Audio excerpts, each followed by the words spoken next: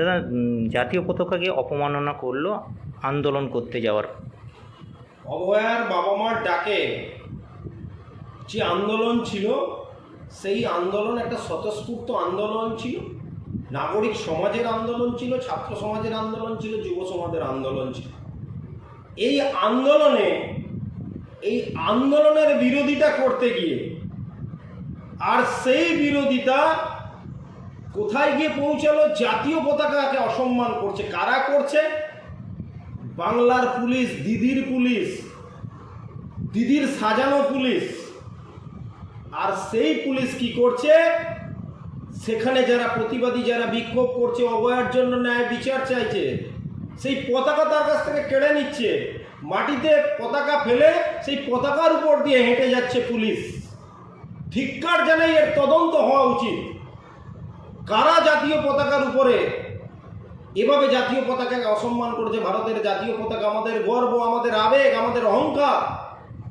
যে জাতীয় পতাকা দেখলে আমরা মাথা নিচু করি, আমরা স্যালুট জানাই। আমাদের ভক্তি, আমাদের ভাব, আমাদের রাষ্ট্রপ্রেম, আমাদের দেশাত্মবোধের জাগরণের প্রতীক হচ্ছে জাতীয় পতাকা।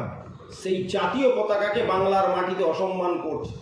সেই জাতীয় পতাকাকে আন্দোলনের বিরোধিতা করতে গিয়ে, আন্দোলনকারীদের উপরে আক্রমণ করতে গিয়ে সেই জাতীয় পতাকাকে অসম্মান করছে। উচিত এক্ষুনি যে যারা এই কাজের সঙ্গে যুক্ত এবং যাদের নির্দেশে এই ধরনের কাজ হচ্ছে, আসলে যেরকম রাজ্যের সরকার আর সেই সরকারের যা ভূমিকা, তাকে যারা চায় পশ্চিমবঙ্গকে রাষ্ট্রবিরোধী শক্তিকে উৎসাহিত করতে, সেই রাষ্ট্রবিরোধী শক্তির উৎসাহ এবং সেই রাষ্ট্রবিরোধী শক্তির ভাবনা থেকেই ভারতবর্ষের জাতীয় পতাকাকে অসম্মান করার সাহস নয়, দুঃসাহস দেখিয়েছে। এদের বিরুদ্ধে, এদেরকে যারা করেছে, এদের কোমরে দড়ি বেঁধে এক্ষুনি জেলে পড়া উচিত।